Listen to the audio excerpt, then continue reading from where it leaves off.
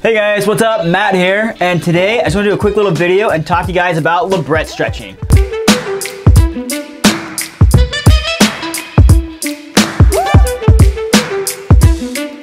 So first off, when I say Labret stretching, I'm also referring to lip stretching, philtrum stretching, just basically anything in the mouth area, okay? So it kind of all pertains to the same rules. You know, if you're thinking about stretching Labret, the best thing always is to go and seek out a professional piercer in your area.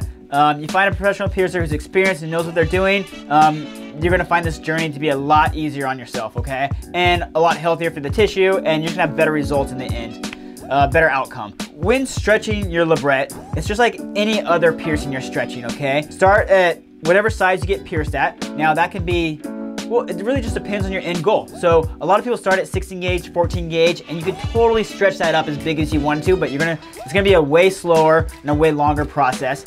If you already know you wanna go to like a 2 gauge or a 1/2 inch, you know, that's something that your local piercer can help you get to probably right off the bat, you know, as long as they're experienced and know exactly what they're doing. Most people starting off at that 16, 14, even 12 gauge area, you can totally stretch up just like your earlobes or anything else, but you want to take it very slow, okay? So let's say, for example, you get pierced at a 14 gauge Labret, all right? So you're gonna start 14 gauge, you're gonna heal it for the first 2 or 3 months, and then after that, you're gonna go one size at a time, okay? One size, so you're 14 gauge, and say after 2 months, you consider it to feel pretty healed, you're gonna stretch to a 12 gauge, all right? And then I always say no sooner than a month in between stretches. Now, if you can go 2 months, that's even better, but no sooner than a month. So let's say a month goes by, then you can go with the 10 gauge, and so forth. 8 gauge after a month, 6 gauge after a month, and slowly start creeping up in size that way, okay? In the smaller sizes, let's just say 16, 14, 12 is probably the most common sizes. You're probably gonna start with a Labret Stud, okay? Labret Stud, if you're not familiar with it, go ahead and Google it, but it's really simple. It's just a flat disc, you have your post and a ball. Usually they're gonna be made out of stainless steel or titanium, and that's your most common jewelry to start off with. After 12 gauge, you start getting to 10 gauge, 8 gauge, those sizes, you're gonna start seeing Labret plugs, all right? Labret plugs, they're usually gonna either be made out of glass or a Pyrex or stone, okay? And it's just your straight post, and it's gonna have a winged backing to it, okay? That's gonna be really, really good on your gums, because you know, the bigger the plugs get, then the bigger the backing is gonna get. And you want that kind of winged, curved back to be resting against your gums. It's gonna cause less gum recession and less damage to your teeth overall, okay? Now, on the topic of gum recession, that's just kind of part of the game, all right? Gum recession isn't the end of the world, but definitely go into it knowing you will get some gum recession. Some people, it's very, very minor.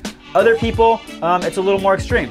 I've never really seen it to where it fully damaged teeth, but just know that is always a possibility. And you know, when it comes to damaging your teeth and your gums, you know, the better fitting jewelry you have, the better quality jewelry you have, then the better fit it's gonna be in your mouth, meaning less gum recession, less chance of tooth damage, okay? So definitely take the type of jewelry that you put in your mouth very seriously, okay? Because that's a big aspect of having just a healthy piercing and keeping your mouth healthy overall. Jumping from that to the next subject would be aftercare.